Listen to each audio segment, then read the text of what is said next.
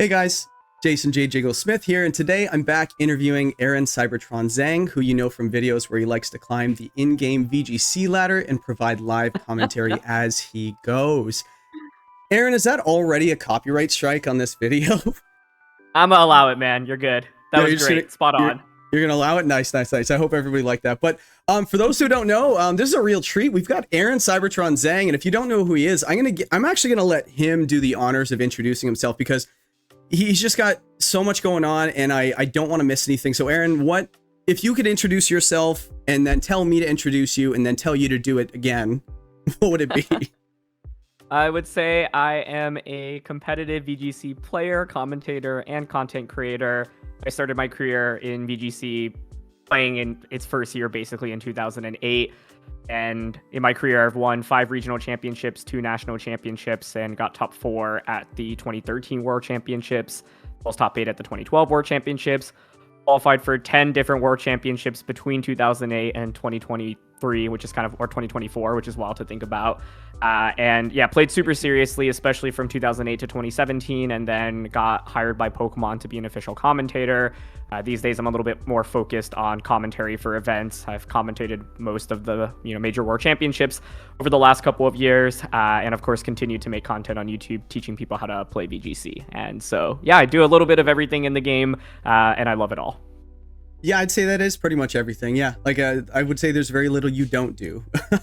I was listening to a little bit of other people interviewing you this week just to kind of see, what you've already answered and talked too much about. I didn't want to bug you with stuff you've already talked about, but you dove into TCG when you were younger too, and you were pretty good at that too, right? I did, yeah. I actually started as a card game player because before 2008, VGC wasn't even a thing. And so I got into, collecting and buying Pokemon cards when I was a kid. I would always... My parents actually used to reward me for doing well at school, and if I did well, like they would take me out to a Toys R Us on Friday and let me buy like a single pack or a blister pack. And so I always loved Pokemon and really got into it in 2006 in Journey Across America, which was like their 10-year anniversary celebration. So that's where I learned how to play TCG. And so I went to a couple TCG tournaments in 2007, 2008, and it just so happened that 2008 was when they were starting the kind of VGC. It was called the Video Game Showdown back then. Yeah. But yeah, they were starting like the concept of VGC as well. And so I was playing both actually simultaneously for many years.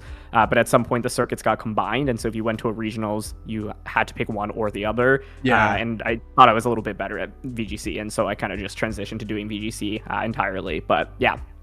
Well, and we're all really thankful that you chose that, right? Because I wouldn't be here. I just so people know, when I originally reached out to you for asking to do this interview, you said, "Hey, great job with the channel. It's the coverage is whatever it is." And I was like, "Aaron, who do you think I learned from?" and I'm flattered, man. Seriously, thank you.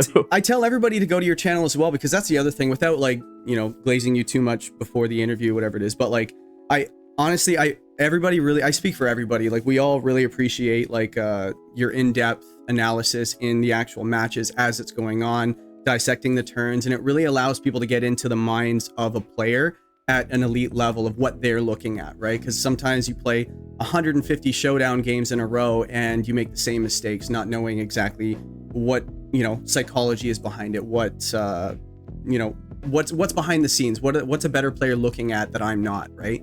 And that really helps a lot. So thank you for that as well. I feel like it's helped a lot with my game personally. Thank you. I appreciate the kind words. Yeah, no problem. And there's a lot of you guys. You guys are all sprouting up like weeds now, man. Like, there's so much content out there nowadays. It's crazy. Things have changed for sure. Yeah. Yeah. Like, do you think that actually has a major effect on the competitive like the field, basically, when people are joining these tournaments? It used to be the herd was separated quite a bit from newer players, and then obviously the elite, there was a bigger gap. But do you see that gap closing just as there's more and more content going out there? Yeah, I think the way I describe it is back in the old days of VGC, even having knowledge of what EVs are, for example, and having a competitively trained team already gave you a huge edge, and you'd likely win the first couple of rounds unless you face someone super good, obviously.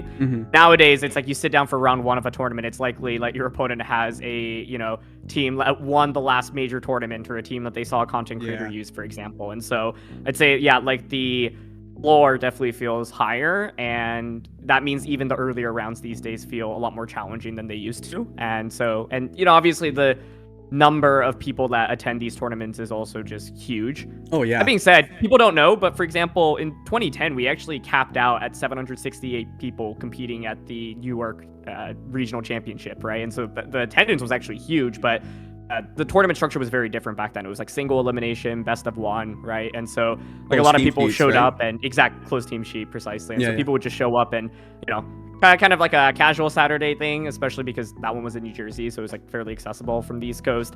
Nowadays, it's like you have tons of people, like, you know, tournament numbers are still like 600, 700 for regionals, and you have a lot of people who are flying over and traveling for it, and it's more of like a whole weekend kind of a trip. And so, yeah, I think like the numbers have gone up and down throughout the years, but now, you know, since Scarlet and Violet, it feels like we're just breaking records constantly. I can't even imagine what Champions will do for the scene, and so that's going to be really exciting. But overall, VGC has obviously grown exponentially, especially I think in the last 2 generations. Oh, I was actually about to say that too. Like, I think the quality of life changes they've been making over the past 2 or 3 games, right, with mints and stuff like that, and then it's just like being able to drop your EVs down to 0 and stuff like that. Now you have the, what's it called, those stupid game that they make us play, those mochis, those reset mochis or whatever. But no, and just breeding and stuff like that is just so much easier, and you can definitely tell they're trying to get the product in everyone's hands, right? And you can tell with even with Scarlet and Violet, and then like they made a few changes in Sword and Shield, then Scarlet Violet, now you got Champions coming out. So I think it's just a philosophy of sales. One of the philosophies of sales is get the product in the person's hand, right? Like that's one major philosophy of just get it in their hand, and then they will fall in love with it, or they'll use it. But like if they don't know what it is, or they've never tried it, or like for example, it's just there's a wall for people to actually try it and use it and get it in their hands, like your market is lower, right? So it makes perfect sense, and I think it's just really good for the competitiveness of the game and the health of the game. So so I'm glad you mentioned that. So I want to dive into, just for people who don't really know you, let's start back to, you said you've been doing this for 17 years. 17, yeah. I mean, even more if you count like when I started playing the trading card game competitively, but I started kind of the VGC journey in 2008. And, you know, of course, in VGC, there's age divisions. There's the juniors age group, which is like 10 and under. And back then, there was actually only 2 age groups. So it was like juniors and seniors. And I think it was like 12 years old was actually the cutoff. So it was like 12 and under, and then like everyone else. And so it competed in that. And then they added another age division, Masters, a few years later. And so it essentially became like 10 and under, 11 through 14, and 15 and up. But essentially, I started in the youngest age group and played through and aged up to seniors, and then kept playing and aged up to Masters. And so I think even just starting out, there weren't that many people that had played in like juniors, seniors, and Masters in the older era. Nowadays, it feels like maybe it's a little bit more common. But yeah, that is a long-winded answer to say I've been playing VGC and competitive Pokemon for over 17 years at this point. Hey, we're all about long-winded answers on this channel. Don't worry. No, it's people want to hear you talk, man. So this is perfectly fine. But like, so you started, obviously you started competing at a really young age. Like, what was that like traveling to like worlds, like these huge tournaments? I know in like past interviews you've talked about like how you got into it and this and that, but specifically like going to worlds, like you're just a kid. What were you, 12? It was 10, yeah, for the first 10. Worlds, and it was 2008, and I actually qualified both for the Card Game World Championship and the Video Game World Championship. So stupid. And so back then, the video game, you know, it's like VGC in its first year was called the Video Game Showdown, and it was basically like 2 regional qualifiers it was New York and Florida, and then there were, I think, 2 regional qualifiers in Japan, and the top 8 players from all 4 of those qualifiers would get invited to Japan. Everyone got a paid trip to go to Florida for the World Championships. And so I had qualified for TCG Worlds, but didn't get a free trip from it. I wanted to play TCG Worlds more, actually, because I was playing super actively that year. I got like 2nd at a state championship, top 4 at a regional championship, top 16 at a national championship. And with the video game, like I didn't really know what I was doing, and like was lucky enough to get top 4 in that tournament. But I've been playing so much more TCG. But because of the free trip, like I was like, well, I think financially, you know, it's like growing up, like my family didn't really take vacations or trips, and so I think part of it was I like didn't really want to make my parents spend money for this if I could actually like get a free trip for it, and so I committed to playing VGC. I think I probably would have done better if I played in TCG that year, but you know, that's all in the past. But then it was, I mean, it's crazy, right? It's like, wow, like imagine having a 6-day, 5-night vacation paid for in Orlando, Florida. Like I had only gotten on a plane maybe once or twice before then. And so my mom and I went, and super awesome experience. But I also, it was a single elimination best of 1 tournament. I played the first round against a Japanese player, lost, and suddenly, like, within 10 minutes, my tournament was over, and the TCG tournament hadn't even started yet, and I was like, oh, I just wish I could be there right now. And so definitely left a lot to be desired. But yeah, that was my first Worlds, and I mean, it was just a super cool experience seeing like so many people who love Pokemon all come to one place in this ballroom in Orlando, Florida to compete. And I didn't go to Worlds in 09 or 2010. I actually am still salty about this to this day, but in 2009, basically it was like a lottery-based system in order to actually even get into the events. And my dad drove my brother and I down to Philadelphia, where it was a regional championship, and neither of us even got selected to play. And I think I was like really good for my age at that time, and so it felt really bad to. Yeah, he is. I feel bad to have made him drive us all the way there just to not even get to play, and then it felt really bad to get denied the chance to compete. And then we were gonna go to U.S. Nationals, and then my flight got canceled because of weather, and so I was 0 for 2 for competing that season, in a season in which I actually was so confident I would do well, and so that was a bummer. Didn't get to play at all, and one of the formats I actually probably grinded the most. 2010 missed out on qualifying for Worlds by 1 spot at U.S. Nationals. I started 4-0, then lost 3 games in a row. I think 5 of my 7 opponents made the top 16, and I lost to the eventual winner of that national championships as well. And I think I was probably the youngest player in my age division, like the seniors age group at that time, which was basically 12 and plus, because I was literally just 12. Yeah. So I didn't get a Worlds that year either. But then 2011 was when I finally returned, first year in kind of the new seniors age group, like the 11 through 15 group, where I won regionals and won nationals that year, and then was back. And so even between 08 and 11, it felt like the world scale had grown a lot. And now, there were a lot more people playing VGC. It wasn't just like a bunch of people from these 2 qualifiers. There were way more regional championships, a couple more national championships obviously added as well. And so that was cool, because now I was like, here are all my VGC people who really are just focused on VGC. But yeah, that was awesome.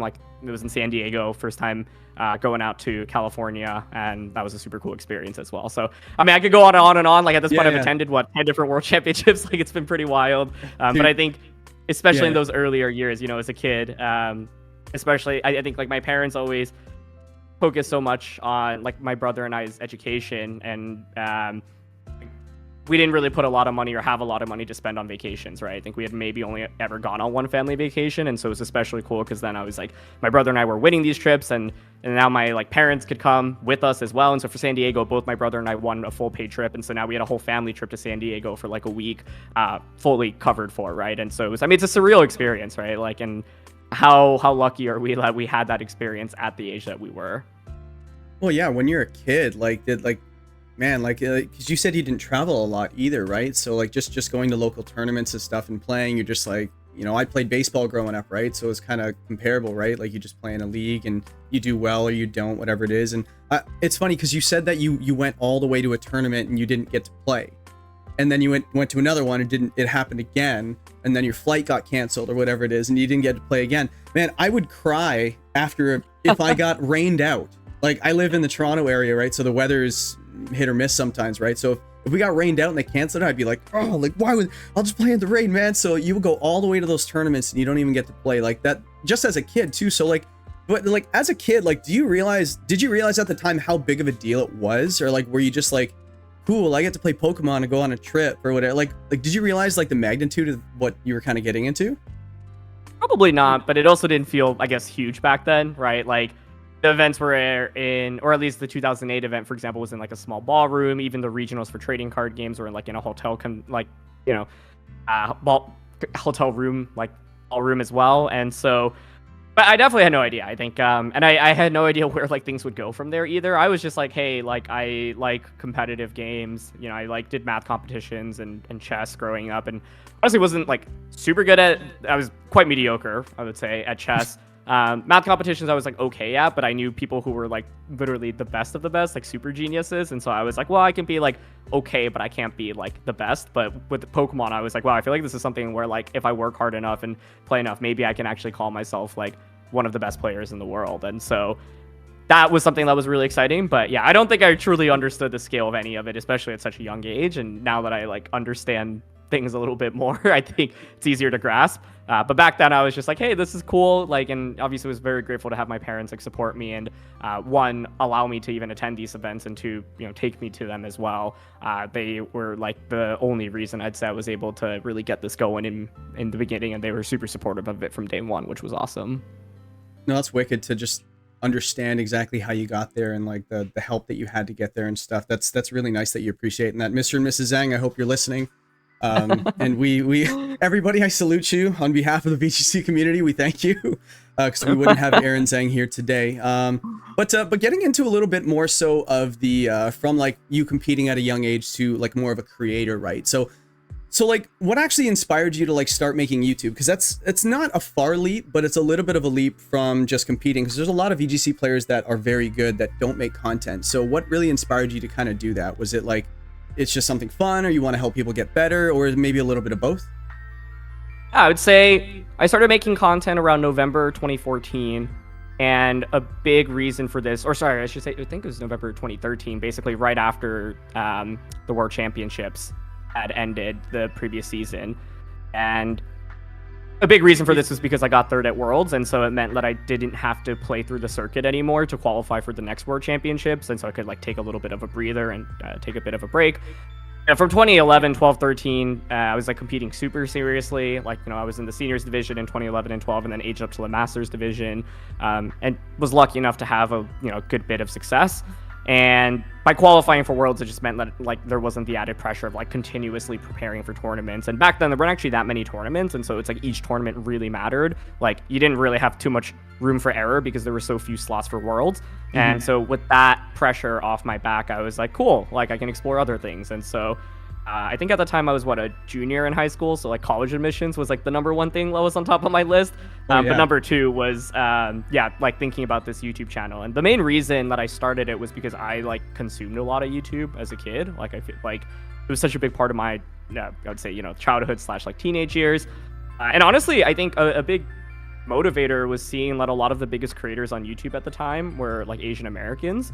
Mm-hmm. And I think especially growing up, in that era, like I consumed a lot of Asian media, for example, but it wasn't as mainstream in America, and so this is kind of like a tangent, but these days I like look at something like K-pop, for example, right, or even just like Asian media, and it's like consumed a lot more widely, whereas maybe like 10-15 years ago, like a lot of the people that I went to school with had no idea about like any Asian culture, Asian media, which is totally okay. Yeah. But as a result, I was like, oh, it's so cool that like here on YouTube as a platform, like anyone can really, just make content and have people watch them. And so I was like super inspired, especially because so many of the top creators at the time and the creators I were watching were like Asian American. So I thought that was really cool. I was like, it doesn't, you can just like do it. You can put yourself out there, and if you make good content, people will watch. And I thought that was really cool.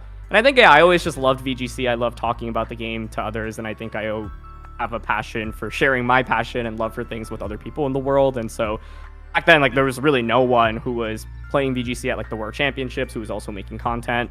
So I figured, why not, right? Yeah, like were you watching anybody? Was going to be my next question. Like, but I guess it was so early on. Like, well, not that. Yeah, early I mean, I'd say I would watch like general general Pokemon content creators, right? I remember like Marilyn and Shofu, for example. Like those guys were like legends, and so I remember like watching like Wi-Fi battle videos, and back then it was like literally people taking like a webcam and putting it in front of their Nintendo DS. Like capture cards weren't even a thing. It just so happened that when I was starting out, like capture cards for the 3DSs like became a thing, and so you could get access to like the actual gameplay. But all of that is to say, I figured, why not? Like, what do I have to lose? Why not just put myself out there and see what happens? And I kind of timed it with when X and Y came out then, subsequently after. And I really liked it. I also feel lucky to have gotten a good bit of traction, very much because of like collaborations with other Pokemon YouTubers who were interested in VGC. And so like doing this league actually kind of comes to like full circle, because like Joey and Shady Penguin in particular were like two of the big Pokemon content creators from back in that era, and of course they still are today. But they like were genuinely very interested in VGC, and like we had collaborated on content where I was like teaching them how to play VGC, and I think that like definitely got the channel some traction early on as well. I didn't have any like growth strategy or any plan. I was like, I'm just gonna upload videos of me playing VGC onto the internet and see how people react to it. And I think, yeah, the reception was really, really strong. People were really nice about it. And so it inspired me to kind of just keep going with it. But yeah, that is how I got into it. It helps so much when like you like the comments that come in, like it's just like you probably get tons of them too, but like it's just when I first started doing this league as well, like just like people are so supportive. Like I know some people are just like, oh, the world, but I'd say the majority of people are genuinely out for you. You know what I mean? Not against you. You know, and you can tell that with like the percentage of people that watch the content and just comment saying, hey, great job, keep it going, I'm rooting for you, and stuff like that. And it's just encouraging. So that probably helped push you along the way as well, which is really nice to hear. But so you obviously start making YouTube and, you know, climb the online VGC ladder and give live commentary as you go. Do I want to ask you about that? Like, when did that start? Like, when did that start? What made it stick? Like, why do you do it every single time? It's great. It's your little signature. But like, did somebody just tell you one time it was great and you just kept doing it? I genuinely don't remember, man. It's been like a decade at this point.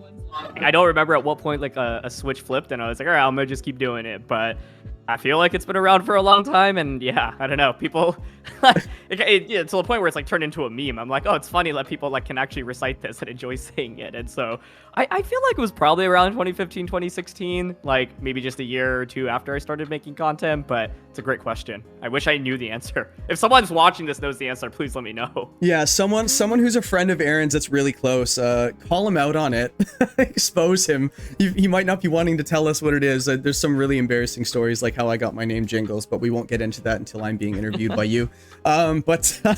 So that led into casting. Obviously, people probably know you maybe more modern, like in the past couple of years, because you haven't competed as much as you used to. You've been more on the casting side, which you do a great job, by the way. Your excitement, like when there's a big turn, I don't think you can contain yourself, and you could really see just your love of the game and genuine excitement for the people you're watching and just the game itself, which is really cool. But so what is this I hear that you just got like a random call one day? Yeah, so it was funny. Basically, in 2014, we used this community forum called Nugget Bridge, and it was like kind of the premier place for VGC information and articles. And that year, Pokemon announced that they were actually doing tryouts for commentary. And so I remember posting in the thread because I was like, oh, wow, this would be my dream job, but I can't do it because you have to be 18 to like legally work for the company. Yeah. But, you know, then the person leading the program at Pokemon messaged me and said, hey, like, you know, it's cool that you are interested in this. Like, we can talk basally once you are so cool. of age to work. And so I was like, okay, cool. I didn't really think much of it. But then in 2016, like I had turned 18. I was still kind of, you know, competing quite seriously that year, where 2015, like I did really, really well for the entire season up until Worlds. And like Worlds, I was like 3-1, like one of the only North American players still in contention, but then got eliminated in round 5 and then ended up finishing like 4-3. That year was like also a heartbreaker because the team I built was essentially like a counter team to the Japanese teams, like the chalk teams that were dominating that entire season. And like I felt like I had like an auto win matchup against all of those teams, but I only played against 1 out of my 7 rounds at Worlds. And of course, like that Worlds is infamous because like 7 of the 8 teams in top 8 wore that composition. And so like it left a lot to be desired because I had like won regionals that season. I got top 4 at regionals. I had gotten top 4 at US Nationals as well. And yeah, just like was playing super well, finished I think like 2nd in North America in terms of championship points. And so yeah, like there was a lot left to be desired. 2016 rolls around. I end up winning regionals. I qualify for Worlds. And it's about to be US Nationals in a few weeks before that. I get a call from Pokemon. And basically they were like, hey, we have an open spot on the commentary team. Like, are you down to try this out? And I was like, well, I've already qualified for Worlds. And I was testing concepts for US Nationals, but I was like, I don't really feel anything that I like really, really love. And I'm not feeling like, you know, super good for this event. So why not try this out? So I ended up joining the team and casting US Nationals. It was a super fun experience. So you weren't just like, I'll call you back or anything? You're like, maybe, click. It may have. I actually feel like I probably was like, I need a little bit of time to decide because I was still competing so seriously at the time. But then I think shortly after, I was like, yeah, this is the right move for me. And then for Worlds, like that, I think was the bigger question because like, you know, had come off the Worlds that I was like not feeling super happy about given how good the rest of my season had been. And like, I, you know, got 3rd at Worlds in 2013. It was like my first year in the Masters division. And obviously there was that infamous set we'll get where to I ended that. up losing, right? But, you know, I think like you come off that and you're like, oh, wow, like I was so close. I'll be here again, right? And then In 2014, I was similar situations, like 3-1, ended up getting eliminated in round 5, then won the last round, but like not good enough to move on, right? Back then, it was like you could only lose one game in order to move to the top cut at Worlds. 4-2 in 2014, 4-3 in 2015. But it wasn't like I didn't feel like my teams were like that far off from doing well, right? Like I just talked about the 2015 example. And so there was still a lot left to be desired in competing at the world stage. But I think, yeah, the offer to do commentary just felt so special, and I was like, I really love this, and I think I'm really like, it's something that I can be really good at as well. And so I was like, you know what, I'm gonna give up my spot to compete. I think that year was probably the biggest like dilemma, because I was still playing so seriously and had like won a regional championship that year as well.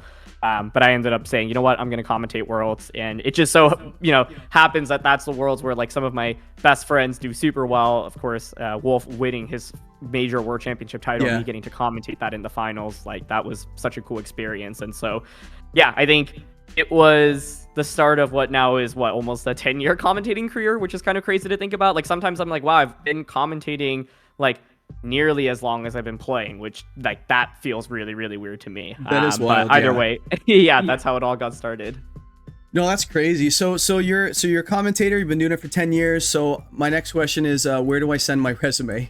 No, you look like you have a blast doing it, man, and we're all really happy that you do it. And that year that you decided to take up, I think a lot of people, the competitors, were just like, thank you, Aaron, appreciate that. Take another season off. Yeah, go for it. But so like, how do you like prepare as a commentator?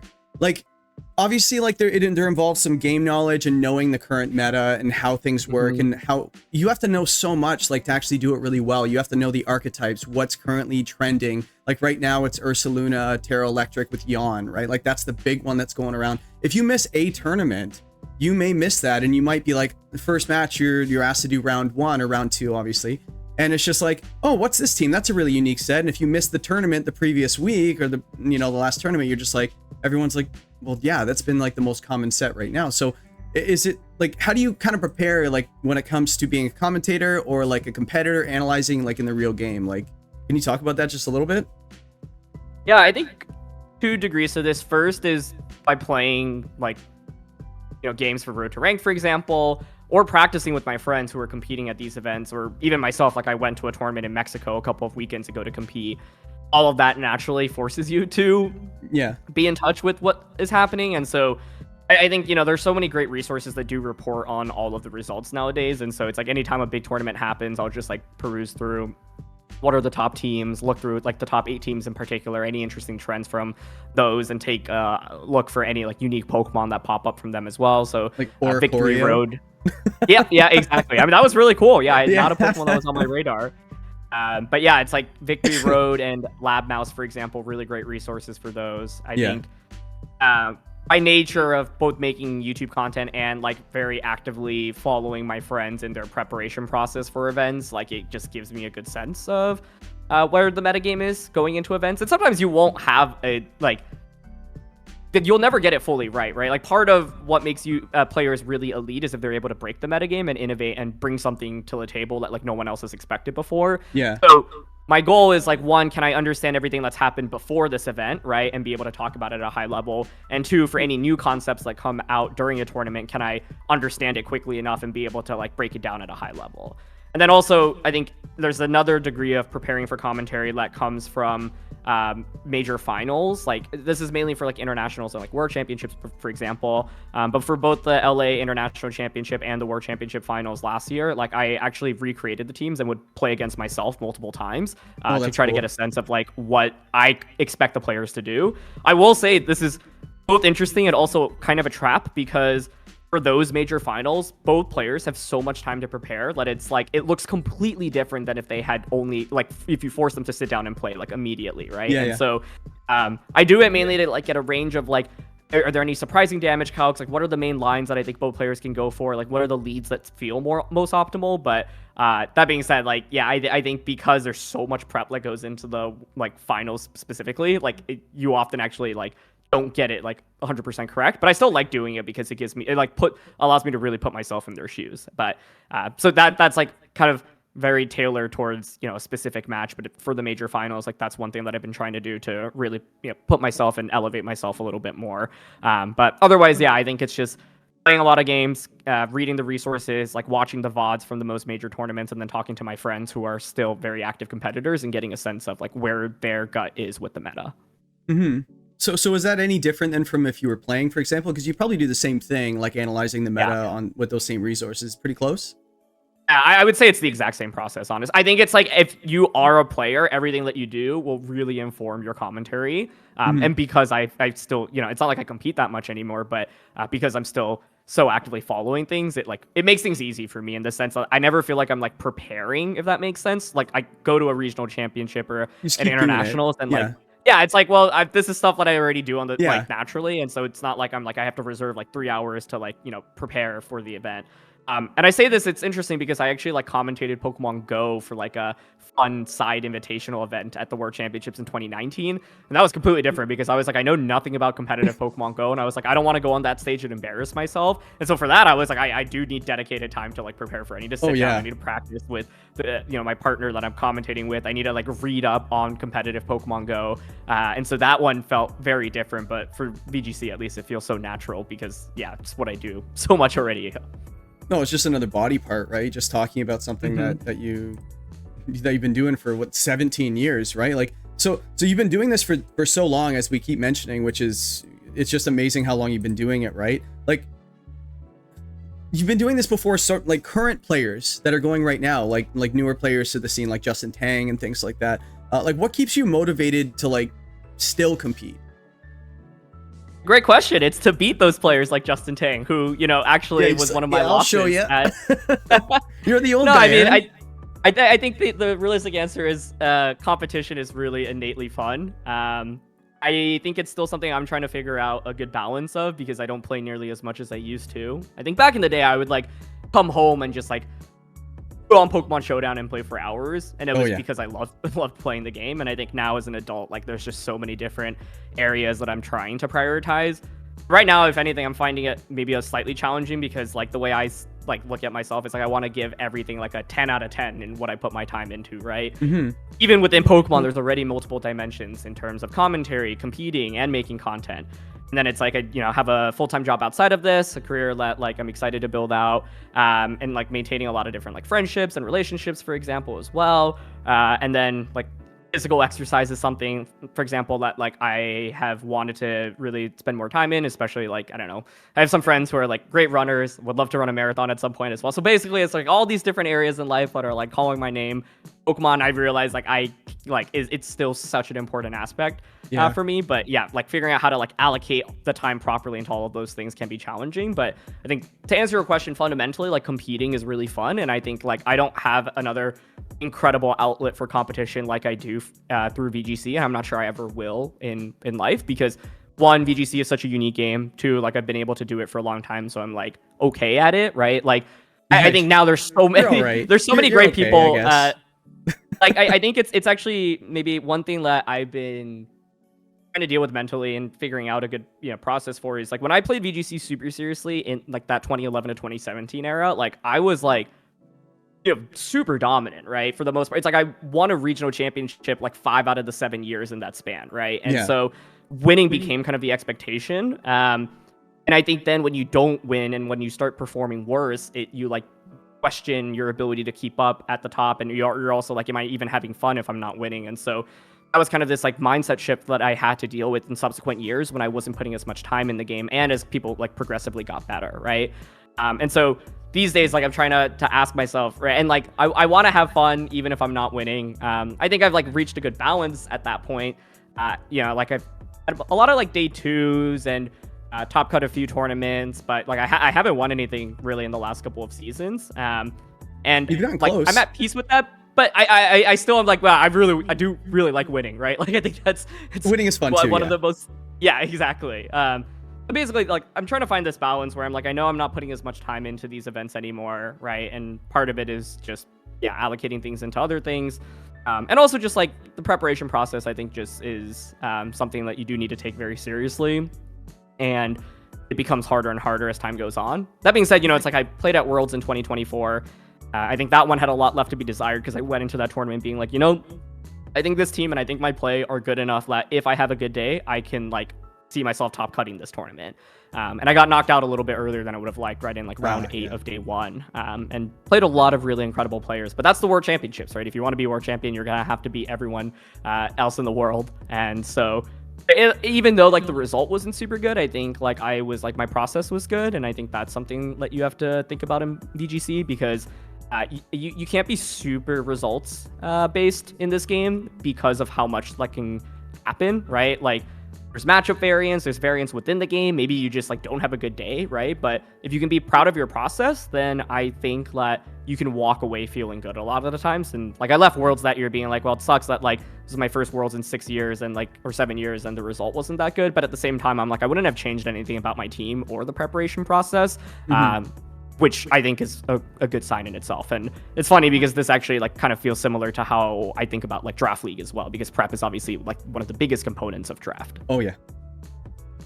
Yeah, no, that's I'm glad you actually talked about that a little bit because like defining success, what is success defined to each individual person, right? Some people are win or bust, right? So some people say like, I just want to make day 2. Some people are like, I just want to see, for me, when I go to regionals, I just want my 3 wins. I just want my 3 wins and I go home. But I haven't really taken it super seriously, but I do have fun building and stuff like that. But that's where my definition of success is when I go to a tournament. It's just, and as long as you're in that range of like, what does success mean to me? It's like, for example, did my process work? Yes. Rather than wins and losses. And was the team good? And did I have a good time and get to see my friends and stuff? So, but yeah, like you said, winning is also fun. So, but with those, and to your question earlier as well, like I also play because I love like competition at the highest level, right? Like I think in Pokemon, like these days there's so many great players, right? And so I like feel a little bit far off from like the absolute best players, but getting to compete against the Justin Tangs and the Wolf Glicks, right? And going head to head with them,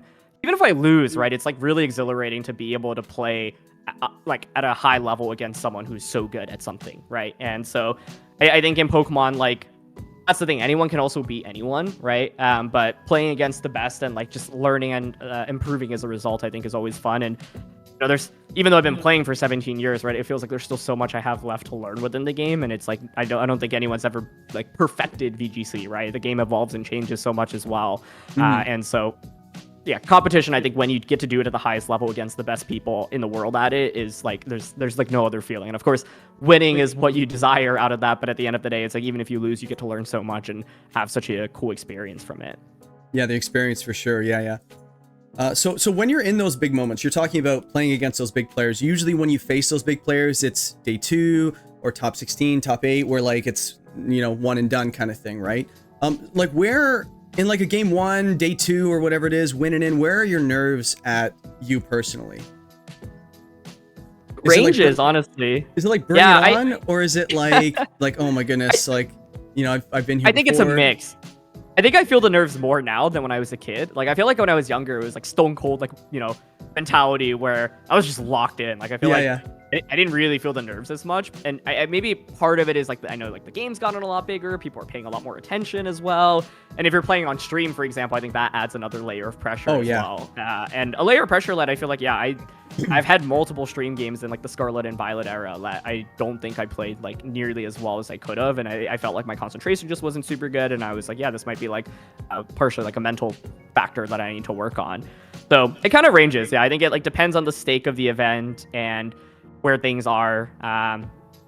It's interesting also because sometimes it's like you get nervous at first, but then you sit down, and then after like the first turn or two, you're just purely thinking about the game, right? And so it depends. I think it's like if it's a regional, so I'm like, oh, there's not that much on the line anyway. Like I'm just gonna try my best. At the World Championships, I mean, every round really counts, and so like I think like the last time I played at Worlds in 2024, like it really kind of felt the pressure every round. I don't know if I like played dramatically worse because of it, but especially it like that tournament was like round 8. I was against Riley Factura, who had I think maybe been number 1 or number 2 in championship points in North America that year, and like just had an amazing season. And I definitely was like, well, this is not the player I wanted to fight against to make it to day 2 of Worlds, right? So yeah, I definitely still feel the nerves all these years later, and as I get older, it's something I'm like actively thinking about, like what are ways I can do to like combat them so that you can play at your like optimal level. Like the way I describe it is in VGC, like you want to play at like at least like 80 to 90% of your potential. Like reach, you obviously want to play at 100%, but like playing at 100% for a 15 round tournament is incredibly difficult. You can often get away at playing at like 60-70% of your true potential in the earlier rounds, but once you get to the later rounds, like you need to up that, right, to 80-90+% in order to have the best shot at winning. And yeah, I think that's something I've actively been thinking about. Like, how do I have the stamina to play at that level? And also, like, how do I avoid the nerves so that like they're not decreasing from that?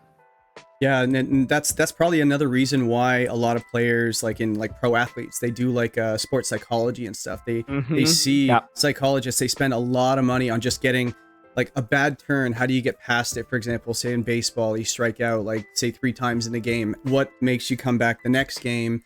You're one of the top players. What, like, slumps really kill people, like when it comes to their careers, right? So yeah, like just staying sharp with that is really, really important. But that being said, with like Draft League, like obviously like this is more so a Draft League channel, and like just kind of getting to know you a little bit from people who don't know you. But like, do you feel with like the nerves that we were just talking about, like do you think that Draft League like brings out those same kind of nerves? Like I've talked to people that are like brand new to Draft League, and they play all the time, just casually, and then for some reason, as soon as turn 1 starts or team preview, they just start sweating. And it's just like, man, you have nerves of steel normally. What's wrong? And he's just like, I don't know, man. Do you feel that too sometimes, or? Yeah, I felt it a lot in this league in particular because I think draft is wild because like you could put infinite amounts of time to preparation, right?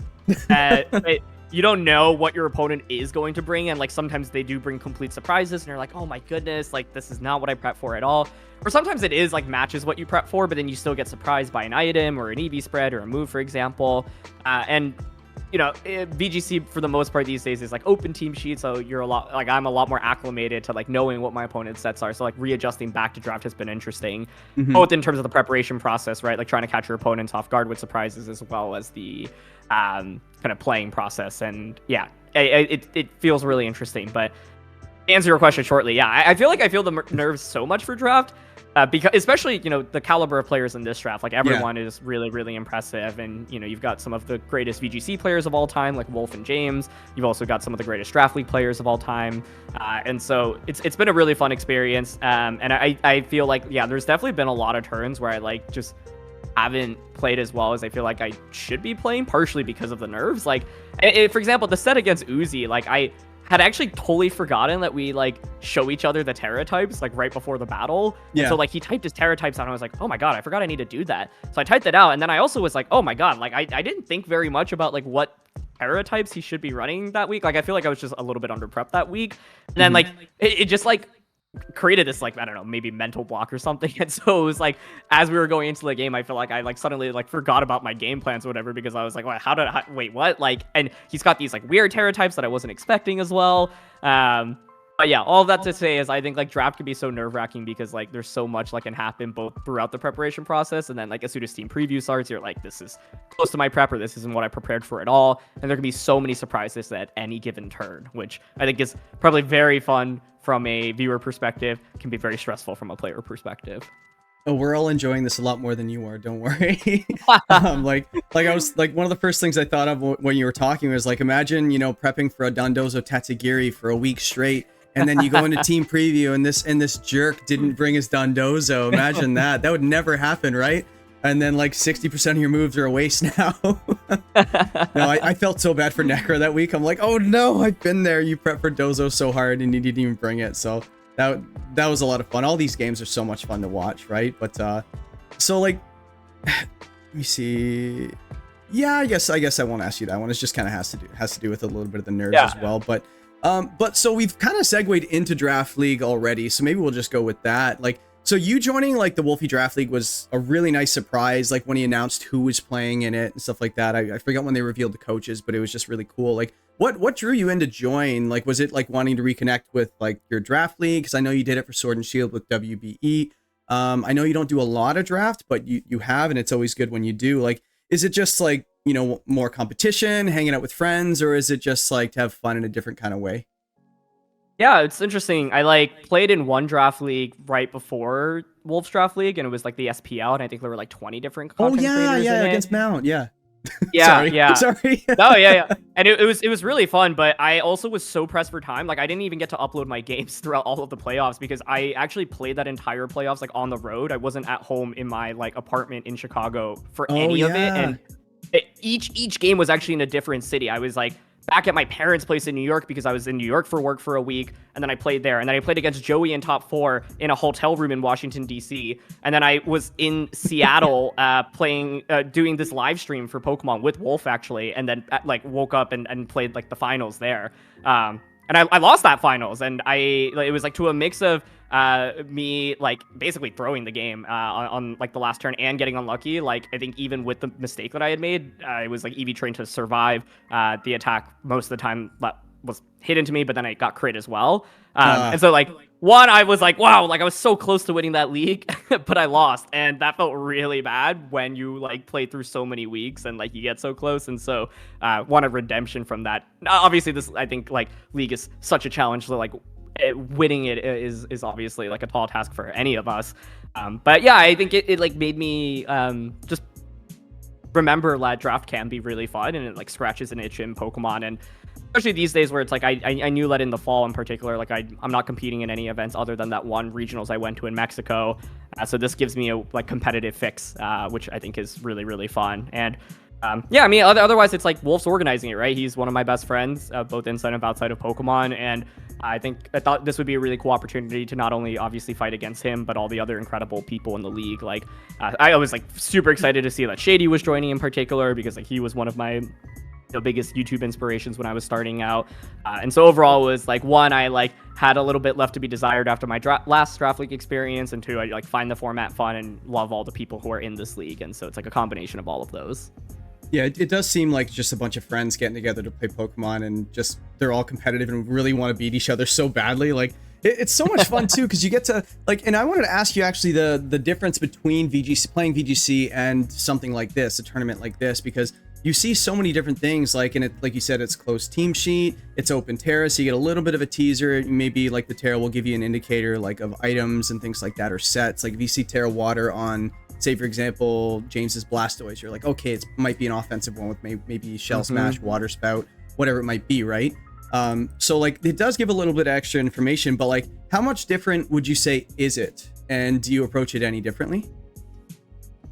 Yeah, I think the team building and prep process, I mean, team building is obviously a big element of VGC as well, but it's interesting because in draft, like you're targeting your opponent specifically, right? Rather than building to beat an entire format. So in VGC, often like you're trying to just build a fundamentally good team that has good coverage into what you think are going to be the best compositions. In draft, you can tailor your team so much to what your opponent has, right? And so, yeah, I don't know. I think the preparation process is just so different. And there's this degree of like, can I predict the sets that I think my opponent is most likely to bring? And then can I have ways to beat them? But then can I also build a structurally good enough team in that if they go with completely different sets and surprises, do I still have like fundamentals, right? I think like that's one thing I've been learning in this league in particular, where sometimes I've been trying to get fancy with techs, and like I think week 1 versus Uzi was like the most obvious answer, where like I was like the classic Murkrow set that I thought would do well with Tailwind and Rain Dance. I was like, oh, those are too obvious. I think he's going to go Trick Room. And I like went super hard to prepare for Trick Room. He didn't bring Trick Room. He brought Typhlosion. I was like, yep, if I just had Tailwind and Rain Dance, like kind of what you would expect, right? Like I probably would have done a little bit better there. And so there's this degree of like metagaming your opponent, right? Where it's like, well, they know I have this. Yeah. And sometimes you have to be careful, right? Because if you're dropping like fundamentally good moves, then it means that if you're not going up against what you thought you were preparing for, it can really hurt you. And so, yeah, it's been something that I've been tinkering with, especially with my draft, because like it is such a kind of combo heavy draft, especially obviously with Dondozo Tatsugiri. So I kind of got to show off that in week 3 against Rosemary, where I was like, okay, I think her team is super good into Dozo. I'm just not going to bring it. But I think like by nature of having Dondozo, you still have to respect it, right? Like if you don't bring answers to it, you will lose. Yeah. That being said, it's interesting because it generally is apparent to me what like my opponent's Dondozo answers are. And then so it's a question of like, do I think I can beat them even with those answers? Do I think it's too much work to do so, etc.? Yeah, and it's funny because like when I did my my analysis of your preview of that match, like I was actually saying like, and I'm actually kind of curious. I wasn't planning to do this, but I'm kind of curious what your thoughts are, because you said that Dondozo didn't have a great matchup into Necros' team. Like it was the unaware Clefable was the one thing that I noticed, and it was just like, you know what? Yes, that's there, but like it's just one piece. If you can get rid of that piece, and I was like, Aaron could just get rid of that piece. I'm sure he can navigate that. And then she had no other way of really dealing with it, I thought. Like, was there anything that you were just like what else kind of like deterred you from bringing the Dozogiri? Because like there's no haze, no clear smog, and I felt like water just went into her team so well.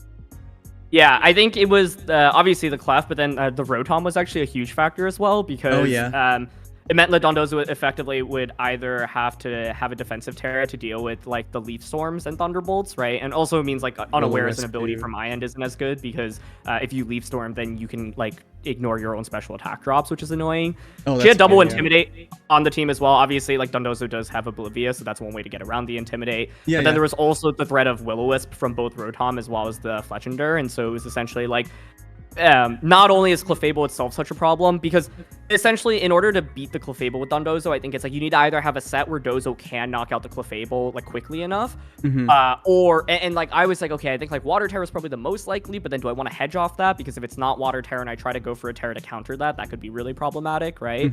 And then it essentially creates I had mocked a couple of battles basically, and there were a fair number of situations where it's like it's just so hard to get Dozo into a position where you've actually cleared the Clefable first, right? Because it's like Rose will likely conserve her Clefable all the way up until Dondozo hits the field. And so it's half your team too, Exactly, yeah. I think if Rotom weren't on her comp, I actually probably would have leaned into Dozo more, but it was like not only Clef, it was like Rotom's existence, plus 2 Intimidators, plus 2 Pokemon like in Will-O-Wisp, one being Rotom. And I think it's just, Rotom fundamentally meant that I would need to go for a Terra that could like match up against it defensively, which made it like slightly more annoying to deal with as well.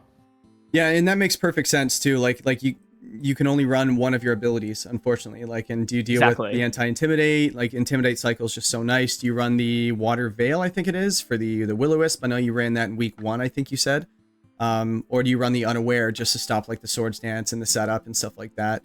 So that actually makes a little bit more sense now, and that's why like when I'm covering some of these games, like it's really hard to like kind of have like a definite you must do this or this has to happen, because like I prep for some of these, like I obviously prep for each team. I didn't draft the team. I didn't, I kind of do, as I go, but online VGC ladder as I go. No, but it's tough. So that's why sometimes when it's just like, oh, here's the team, this is what I think it is, but I haven't done any mocks, I didn't do EVs, sometimes there's like, this thing looked great. The calc sucks. I thought it'd be way better than that. And then you just scrap it, right? So like and that's you actually prepping for your match. You're just like, nah, you know what? That Rotom's a little bit of a problem. Let's go another way. And you're lucky enough to have 1, 2, 3, 4, 5, 6 others that are really, really good.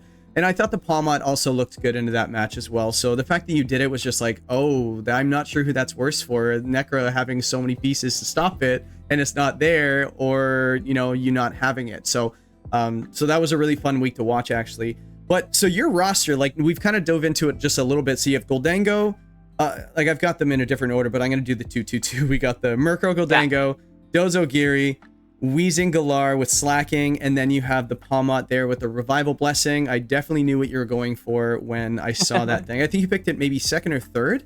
You went Dozo first, then Dango, then 3rd Palmot, or maybe Weezing. I don't remember the order of it, but I definitely saw. I think the graphic is actually ordered in the right order, so it goes Goldango, Dondozo, Palmot, Weezing, Slacking. Oh yeah, there it is. And you haven't made any transactions, then you just waited for Tatsugiri at the end. Were you not scared that one of your friends was just gonna snipe the Tatsugiri, just like Wolf was threatening to take the Pelipper? No, not at all. Like, I think because it's like Tatsugiri is not that good as a standalone Pokemon, and certainly not for the amount of points. And so even if someone did that, I would have probably just dropped Dondozo, and Dondozo is good enough to be a solo Pokemon as well. And so exactly, yeah. I like the only thing I was worried about getting sniped was the Weezing Slacking combination. Like that was like really high up on my list, but I wanted to like make sure I got some of my earlier picks in. I don't know. I like didn't put a.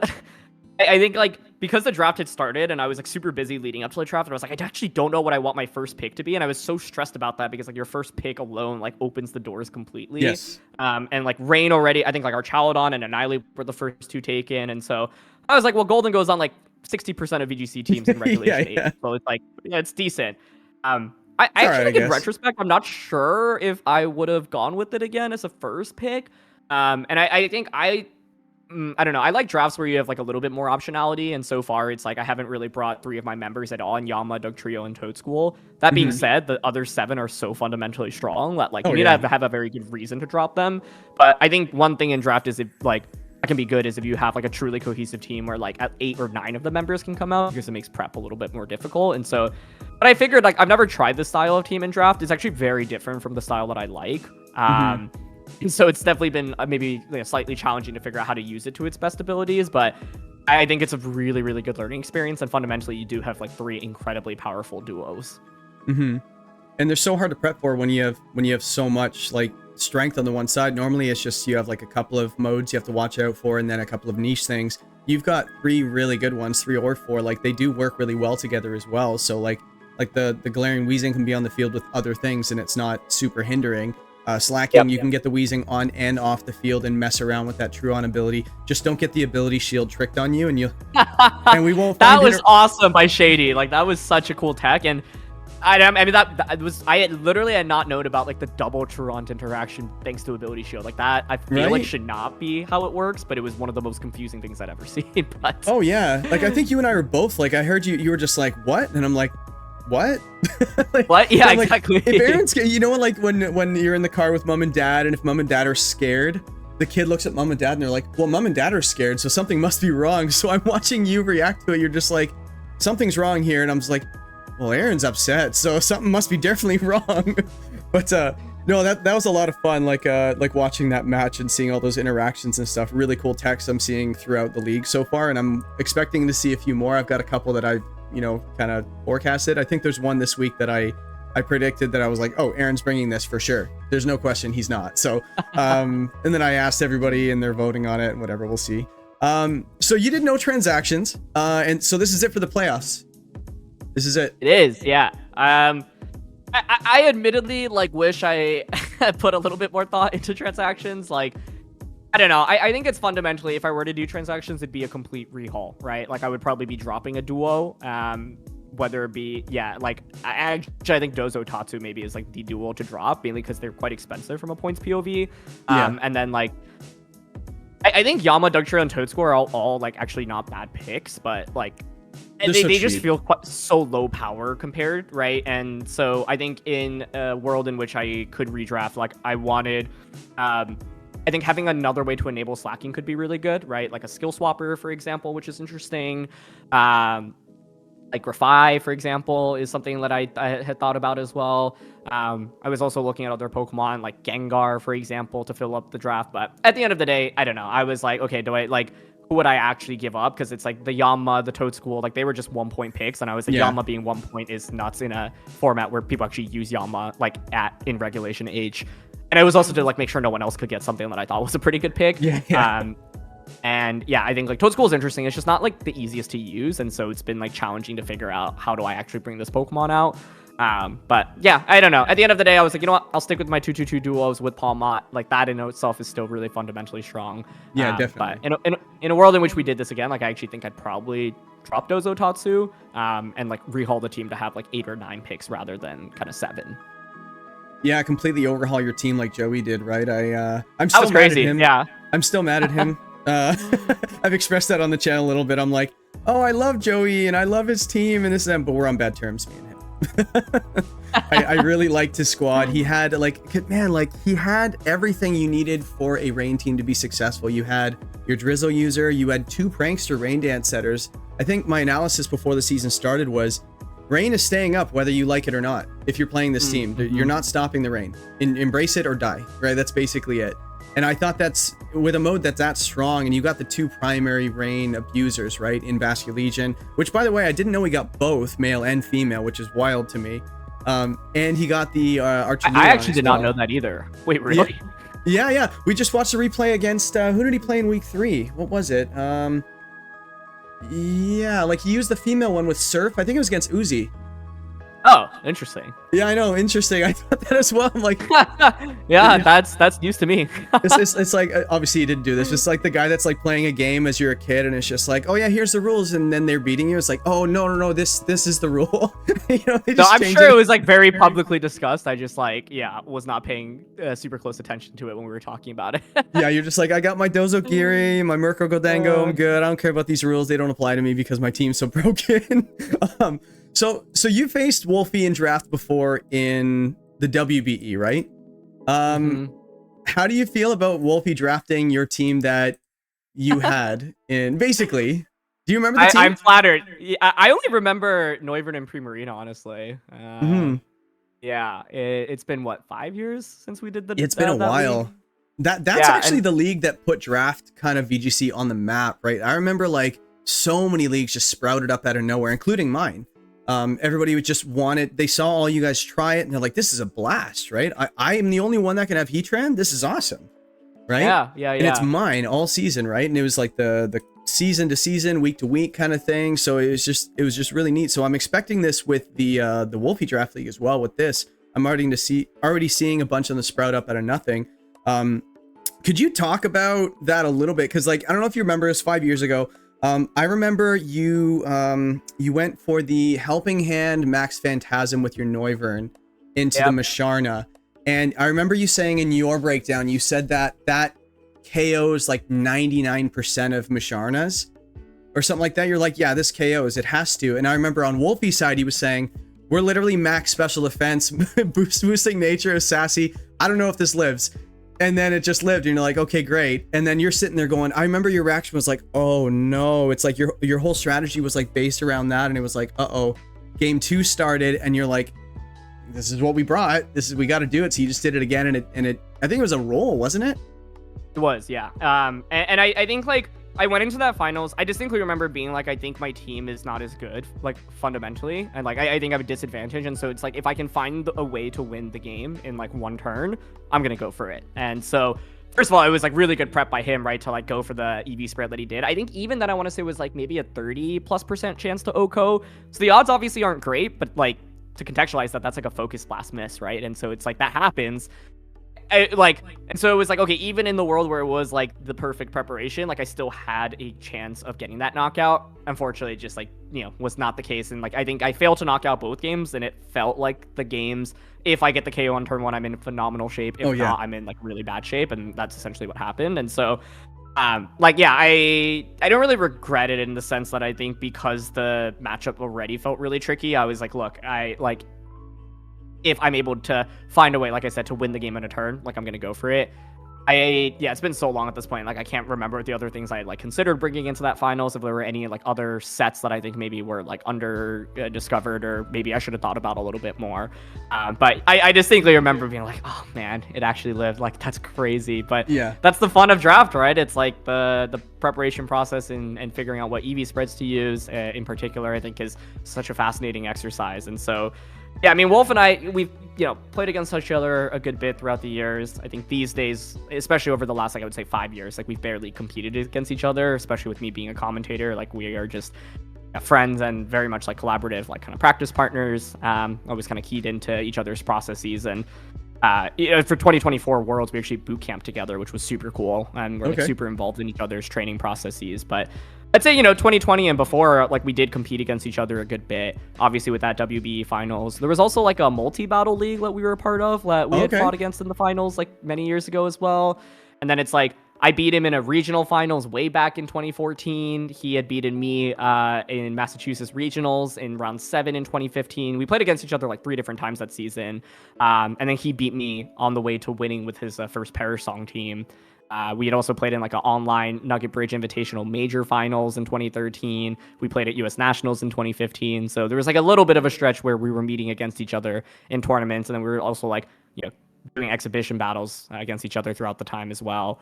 But yeah, I think, with something like the WBE finals, like that it is like even though there's like kind of nothing on the line other than like pride and really the sense of accomplishment, like it's I remember leaving that and I was like, man, like I didn't think I had the best shot, but I thought I came up with something really good to actually like give me a good chance of winning. It didn't happen. It would have been interesting to see how it would have played out if like we did get the knockout with that Phantasm in either of the games.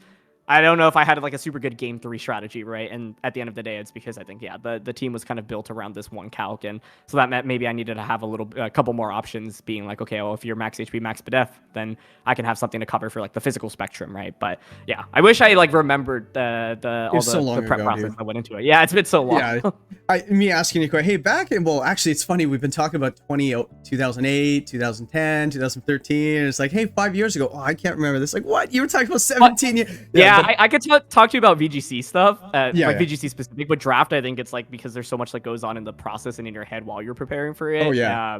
I like it kind of just like goes through one and then out the other.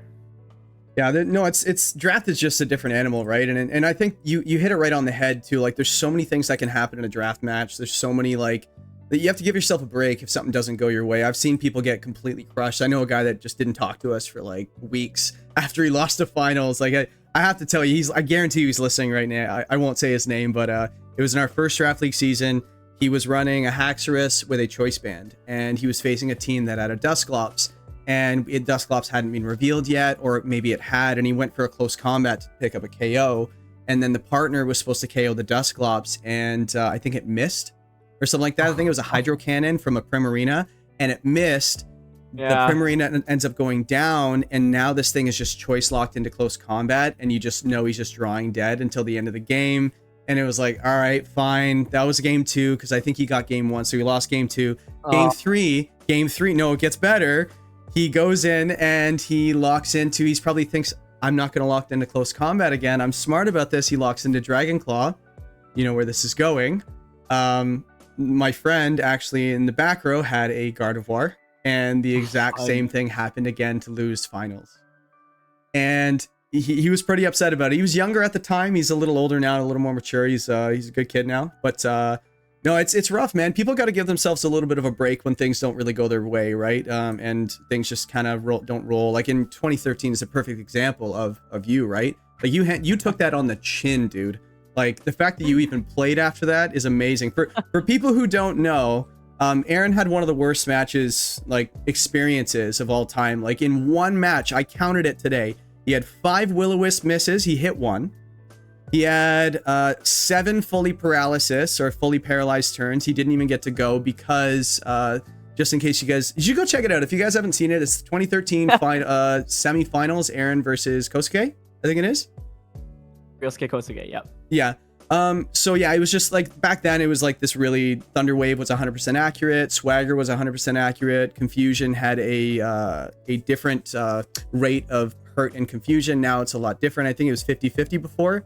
And now it's 1-4, I think. So it was a lot more volatile strategy. So he had T-Wave and Swagger. So 7 full paralysis, paralysi? I don't know. English. And then 2 confusion recoils on your Cresselia. So that is a lot of RNG in one turn, and you were able to just bounce back. I won't make you talk about it, Aaron. Don't worry. You probably no, I mean, I'm happy to. Like, I think even though I lost, obviously, and I was very unlucky, like, I didn't play the game as optimally as I could have, right? Like, actually, the turn I got swaggered and lost, like, I didn't even think about that as a possibility. Like, it was probably more optimal to protect Landorus that turn, to burn a turn on like, the Cresselia. And it's like, okay, even if I hit myself in confusion, right, it's like another turn in which maybe I can snap out of confusion sooner. And so I also didn't bring Tyranitar in game 3, and I was, like, very much hovering between that and I think it was Landorus. And I ended up, picking Landorus, and I think it hurts the most, those games, because you're like, even with all of those things, if I just got that one coin flip, I win immediately. People also often talk about the swagger, but they don't talk about Cresselia hitting himself in confusion on the same turn. Like, I think I just needed one of the 2 to not go wrong, and so the odds were also quite low there. But at the end of the day, I don't think I played close to perfectly, and I think I had a very significant matchup advantage. And so it's like, if like he did exactly what he needed to yeah, win, exactly. Right? And so yeah, I don't know. I also think at the time I was like just so happy to have made it that far that I was like, you know what? It's okay. Like, it happens. I'll be back. And so, yeah, I don't know. Pokemon's a game in which, like, I think if you get frustrated with all the bad luck that you might face, it's just not going to be a fun experience for you. And so I try to, like, take things, and as well as I can. That being said, I mean, that year US Nationals actually also got eliminated by getting super unlucky. It was like top 16. The team that I was up against, I actually knew perfectly because it was the team that I had given to my brother as well. And in game 3, I think I got crit 3 times in 4 turns after I'd intimidated. Yikes. It was like an entirely physically based team, and it was like everything got crit on my end, and it was like super frustrating. And so, I mean, that season, like there was a lot left to be desired. Like I feel like I could have won Nationals that year. I feel like I could have won Worlds that year. But did I play perfectly? No, right? At the end of the day, I think with Pokemon, it's like, if I don't feel like I played perfectly, then I'm not going to complain about anything, like, other than just improving my play. Because, yes, there's, like, those bad elements, but it, like, to me, it doesn't matter if there are different plays that you could have gone for to, like, improve your odds. So that's kind of my mentality with luck. Yeah, this is great advice for people that might be struggling with a little bit of that and just bouncing back. Because, like, a single turn, like, just mentally... if it happens turn 1, game 1, what do? Does that mean you lose games 2 and 3 immediately, or you don't even get a game 3 sometimes, right? So that this is, I'm really glad you're talking about it. So looking at like people listening right now. So for all like new viewers, and we talked about maybe a little bit off camera about all the people that have like kind of swarmed into the VGC from singles community kind of thing, right? They're just really intrigued by it. What's your biggest piece of advice for someone who really wants to just break into the competitive scene today? So whether or not it's VGC tournaments in person, online ladder as we go, or just draft in general, right? Like, what advice would you have for someone like that? I think the first is to enjoy it. Like, if you're not enjoying playing competitive Pokemon, no matter what format you're doing, you're just not going to have a good time. And so enjoying it can come from different factors. For me, it's often tied to what team am I using? Do you like the strategy, right? Do you like the Pokemon that you're using? Some people find enjoyment from using their favorite Pokemon. Some people find enjoyment from taking a niche Pokemon and finding a way to work. People enjoy, just taking the most meta team, but like grinding it out and figuring out how to optimize it. Like, there are all these different ways that you can find ways to fulfill yourself. There's also different play styles, right? Like, some people love hyper offense, tailwind. Some people like hard trick room. Some people like balance teams.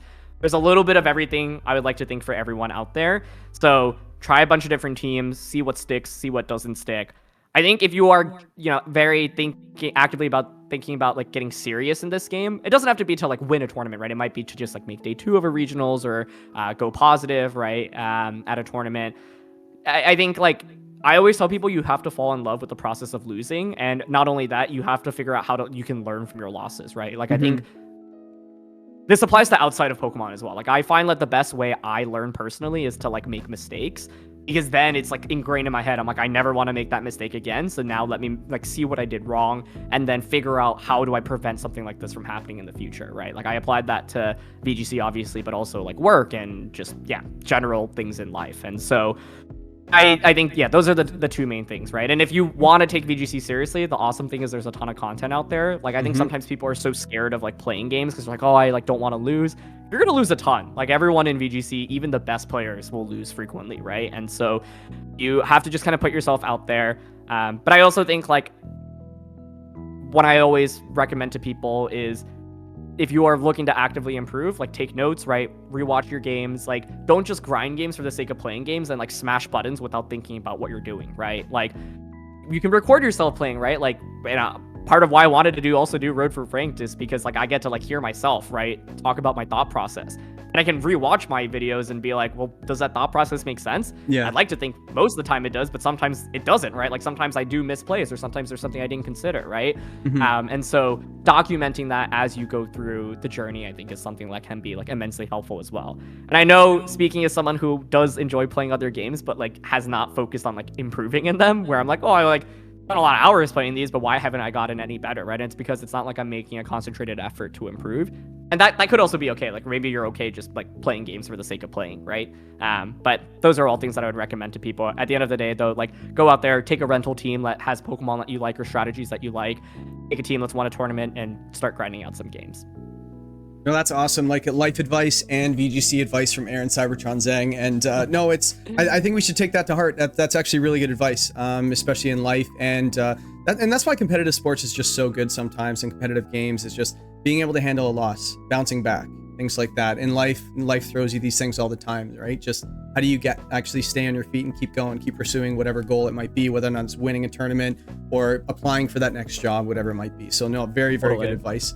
But on more of a lighter note, so I know we kind of just went through all this. Thank you very much for answering all those questions. They weren't long-winded. They were great. Everybody, I guarantee you, everybody loved them. I did for sure.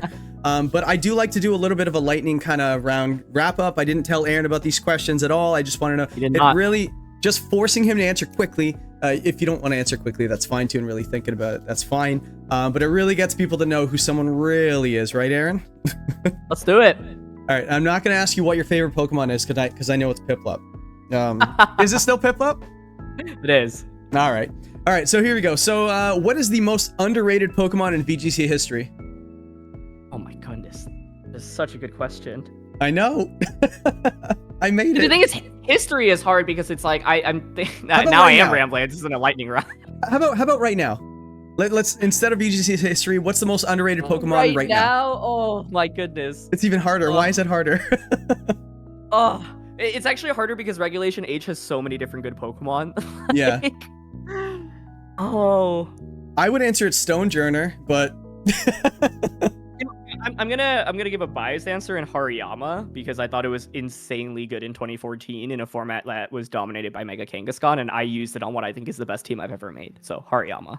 No, that's a good one. Hariyama can definitely be used. It's basically Ursaluna at home, right? What is the most underrated Pokemon in Draft League? Oh. Maybe something that you've used or seen used. I honestly have been so impressed by Galarian Weezing. Like, I don't think it's easy to use, and I think that's one of the reasons why people don't draft it. But I think it has so much dimensionality to it, and I don't know. I just find that, like, obviously can enable things like slacking and shut down your opponent's abilities, but it can also, like, do some really interesting things. So, yes. Yeah, I don't know. For the price that it is, I think it was quite solid. It's good value, yeah. And try not to go with the easy answer for this one. What's the worst RNG moment that still haunts you? Well, if we're not saying 2013. Low rolling that Masharna? No, I honestly haven't thought about that in so long. Like, I think it's got to be... No, you're good. I'm trying to think, like, major VGC tournaments that I got eliminated from, other than Worlds 2013, that, like, RNG was a big deal in. Well, you mentioned Nationals, too. You got crit 3 times in 4 turns. That one... Yeah, but it was, like, top 16, I guess. So, I mean, it doesn't haunt me in the sense that I was like, well, it's not... Like, I still had to win multiple games. So I'm trying to think if I ever got, like, super unlucky in, like, a finals, but... I don't think so. I feel like in all the finals that I lost, it was like, it was just kind of cleanly outplayed. Like, nothing super crazy. I don't know. Like, I feel like there's like a cop-out answer. One. But yeah, I don't have a good answer because truthfully, I always leave it being like, well, I need to think about how I could have done better, not like the bad luck that happened to me. And I don't think I've been like that unlucky to get eliminated from too many things. And so, yeah, I mean, I'm sure there's an answer to this outside of the infamous Worlds experience. And even with Worlds, I think I was more focused on like, well, I didn't play it perfectly, right? And so, yeah, I don't know. I don't have a good answer right now. Let's just say Sneasler and move on. Yeah. Well, it's interesting because I think I get haunted by games that I've lost, but not from RNG, right? Like, I still replay all the games that I lost from Worlds 2024 and like play them in my head and think about what I could have done better. Because I think like, in one of the losses, that was the one set that I lost 1-2. Like, I literally, if I had flipped my moves the other way, would have won the game on the spot. But I thought that move was too obvious, and so instead I, like, decided to make a prediction, and if I had just went for the obvious play that turn, it would have worked out. It was like this situation where, like, I could have throat chopped into an Incineroar, denying him parting shot, and I thought that was so obvious, because I was like, yeah, if you, like, try to parting shot and I throat chop you, I'd probably win the game on the spot. That's a crazy turn, though. Didn't go for it, and then he ended up parting shotting. And I was like, and so... Yeah, I don't know. And then I also, like, in game 1 of, what was it? Yeah, round 5, I was up against the Dondozo player who had got top 8 at Worlds. Dozo was, like, the worst matchup for me because I was a Zamazenta player. So the game plan was to not bring Zamazenta into the matchup. Lost game 1, and game 2, I was actually in a pretty winning spot, but then just, like, completely tossed it in, like, one turn and, like, had an advantage, but I think I legitimately threw the game there. And then I can actually remember one other traumatic loss I had. It wasn't even, like, a high-stakes game. It was, like, I don't know, round 3 at Vancouver Regionals in 2022. Yeah. But I think I may have, like, ran from the game because I thought it was over, but then I literally had forgotten that I had trained my Charizard, I think, or maybe it was Lunala, to be, like, faster than something. So it was actually, I had a guaranteed win, but instead I thought it was a guaranteed loss, so I just ran instead of playing it out. So oh, no. Those are some examples of games that like one, stick with me. I actually can't think of games where I like got, unlucky and was like, Oh, because that one's literally you quit. Yeah. Right here. So Can't say I've ever done that before, but that's a good answer. I'm glad we finished on that one. yeah. One move that you wish didn't exist. Ooh. There's so many good ones here. I think I'm gonna say Blizzard. It only specifically because of the freeze chance. Like, I think it's just a move that like has been in VGC since day one, and the chance of getting one freeze is like pretty decent, right? And I think freeze as a mechanic should have been fixed multiple generations ago. I don't know why it still hasn't been touched. And so, yeah, it's like Blizzard in particular feels bad because you get two chances, right? Like Ice Beam, okay, sure, like whatever, it's one hit. But with Blizzard, it's like no one uses it to get the freeze, right? But the fact that you can freeze either of your opponent's Pokemon and it's existed for as long as it has, that's my answer. There was one team that did it. Remember that Articuno team, the Snowcloak one? I think. Yep. It ran literally 4 ice moves. It ran sheer cold, icy wind, blizzard, freeze and dry blizzard, I think. Freeze dry. I don't know who that was, but let me see. So, who is your favorite content creator to watch right now, and why is it me? No, I'm kidding. Who's actually your favorite content creator? Like, who does Aaron Zheng watch? I don't honestly watch. Doesn't like, even have to be a Pokemon VGC. content. Yeah, it doesn't even have to be VGC. Well, I actually really got into pack openings recently, mainly because I loved opening cards as a kid, and like now I've like gotten hooked into it once again. And so there's like one of the largest pack openers, DPM, I think, Deep Pocket Monster is what it stands for. His shorts are just so appealing. So yeah, I haven't watched that much long form content these days. Otherwise, I love music, and so I love watching like dissections and music reviews. And yeah, like learning about what people have to say about like the albums that I really, really like. But yeah, outside of like, I think pack openings is the majority of my Pokemon content these days. Oh, this is probably not a good thing that I found out you're a big music guy. Like at the end of this, we for the sake of everyone listening, we you can like 10 minutes, do some music rapid fire, because that's actually probably what I love the most outside of Pokemon. Well, I was just gonna mention I really like listening to a band. They're more of a jazz band. They're called Snarky Puppy. I don't know if you've heard of them, but they're like this all-star. Check them out. Imagine like this all-star band. There's no lyrics. It's just good vibes when they're playing, and I always love listening to the reactions, and it's just funny, like, because I know how the song goes. I know which parts are like the oh my goodness that this part's coming, and when they're just sitting there just blind reacting to it, I just watch them, and they're just like, and I'm just like, that's that. I get to relive that moment again, because there was actually someone that reacted to it for the very first time, and we're way off topic right now, but there was one person that he finished a reaction, the whole song was over, I loved it, he didn't pause it a lot, so it was great, and after the video was over, he looked at the camera like this, and he goes, I'm upset, and the reason I'm upset is because I will never get to listen to this song for the first time. Yep, yeah. and he was genuinely upset, and I'm like, I get it, and that's why we watch reaction videos for music. But so if you ever get a chance, check out the band Snarky Puppy. They're I'm gonna go listen to them. Yeah. It's beautiful, and if you're a music nut, go listen to it as well. But the last question I want to ask you, because again, I've already kept you so long. Thank you so much for giving me as much time as you're willing to. Thank you very much. And finally, I think a great way to end this is what keeps you coming back to Pokemon the game after all these years? The community. I think both the friends that I've made as well as the fans and the people that watch. Like, I truly, feel like I have a second family from competitive Pokemon, right? And I've met so many people who were kind of older sibling figures to me growing up. So many incredible people that have like taught me so much about life. And I even just like interacting with all the people that consume like competitive Pokemon content in particular. I don't know. I think I've generally just met so many incredible people. The people that like pay attention to VGC and watch it and like it are people that I don't know, I just find to be really awesome people, right? And so obviously it's like that it's hard to, say that for like every single person in the world, right? But generally, I think like VGC's fan base is one that I've like really, really appreciated, both as a competitor as well as a commentator or content creator. And yeah, at the end of the day, it's just like the people are incredible, and it's awesome to meet so many other people from around the world that like doing the same things as you, right? And so I think I probably wouldn't be playing as much or doing draft league in this draft league, right, if it weren't for all the amazing creators that were part of this, right? And so yeah, I think been able to luckily meet so many people in person in major tournaments throughout the years as well, and I think that's always been like a major motivator in like continuing to come back and do these things, because there are so many awesome people.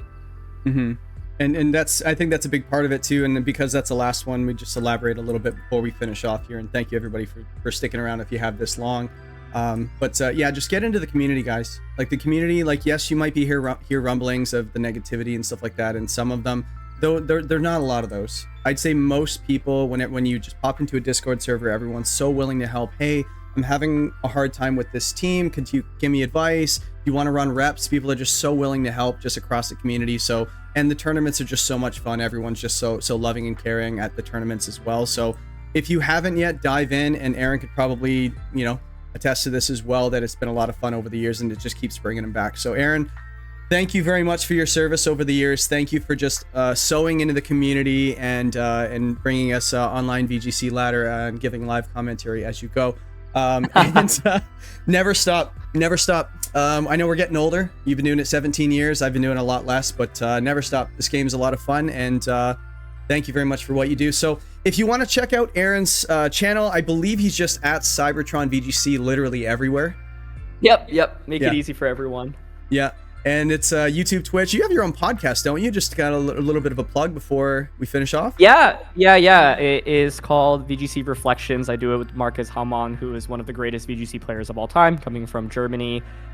Super fun. And yeah, we have been trying to find a more regular cadence to do it, but we did an episode recently where we talked about like our experiences at the World Championships, Marcus competing, myself as a commentator, and yeah, tried to discuss all kinds of things that are relevant to competitive Pokemon there. But other than that, of course, I'm making VGC content on my channel. Things are a little bit slower right now, I think, because we're like kind of in this like pre-champions lull, and like the official ladder in the game is not the official tournament format, which is kind of weird as well. Yeah. But I have very, very big plans for champions. I'm going to spend a lot of time making content. Like, I'm going to make a big push to really help grow the scene more, and of course grow the channel more, and make educational content for anyone that wants to get into VGC. And so I think, yeah, the next few months are going to be a little bit slower, but once champions is out, like it's going to be game over. That's really good to hear. And yeah, it's just more content we'd love to see you kind of dish out and stuff like that, and I can't wait for it. And it's a good thing we didn't get into champions, because we would have been even longer, so that's good. But yeah, again, thank you very much, Aaron. Hey, if you're listening to this right now, guys, follow the WDL players. There's 8 of them, 8 great people, 8 great channels. And if you're not even into Draft League, just go check out their stuff, because I know Shady does a lot of Let's Plays. Necra does a lot of analysis. She's got a bunch of really big YouTubers on her channel already, like James Beck and Wolfey and Aaron himself as well. Like they're always going back and forth. And just everybody else, Uzi, Singles, Pokéaim, obviously. So go check out all of them, all their content. Follow both perspectives of all the matches, and follow us as we go through it together. This channel's been a lot of fun so far, and Aaron, thank you very, very much for joining us. And we're gonna have some more interviews. We got some more coming, so tune in for that. And I guess any last words, Aaron? Thank you very much for having me. It was super fun to have this conversation. Thank you for all the good research that you did, the thoughtful questions, and of course, thanks to everyone who has tuned into this one. It's always fun to talk. And thank you, Aaron, for picking me as your favorite content creator. So that's it for this one. Thank you very much for watching. I'll catch you guys in the next one. Peace.